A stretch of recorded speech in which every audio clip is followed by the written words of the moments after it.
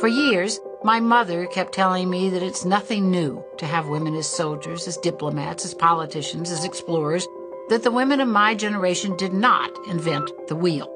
In the past, women might not have had the titles, but they did the jobs that fit those descriptions. I started on this quest about women in history really as a result of growing up with my mother.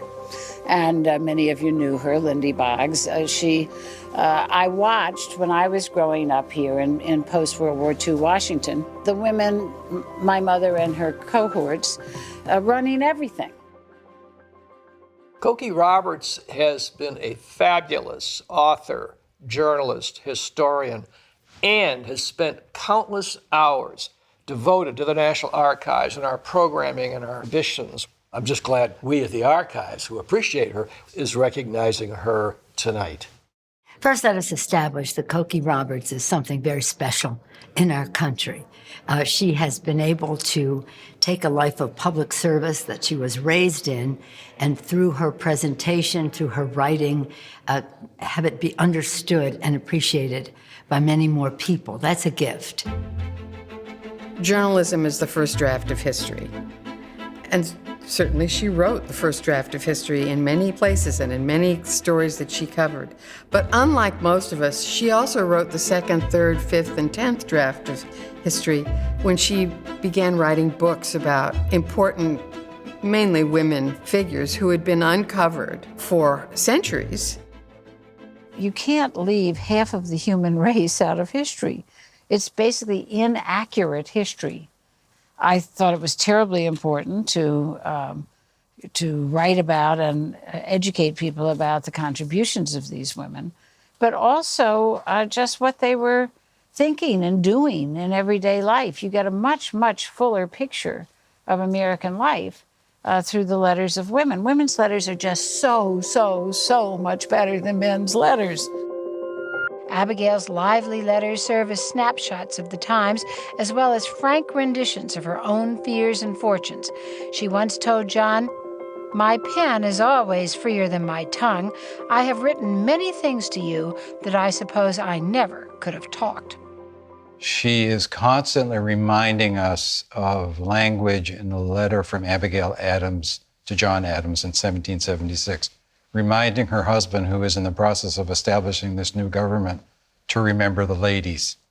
And forever, Cokie, if I had to describe her catchphrase, it would be remember the ladies.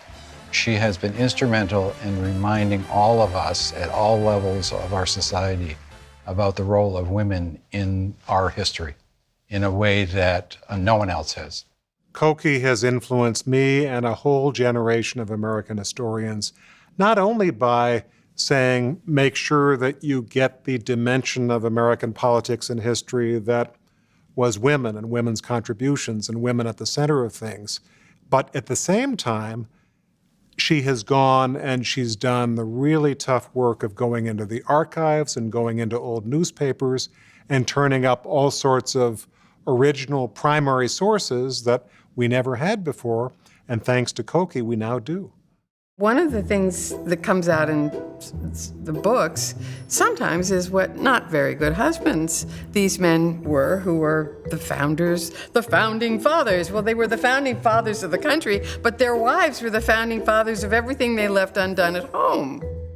Not only did John turn to Abigail for advice, she was the person who made it possible for him to do what he did. While he was off in Philadelphia thinking great thoughts, she kept his farm and law business going, all the while fending off British soldiers. John's advice when Abigail wrote describing the British preparations for war? If it got really dangerous, fly to the woods with our children. She must have wanted to throttle him.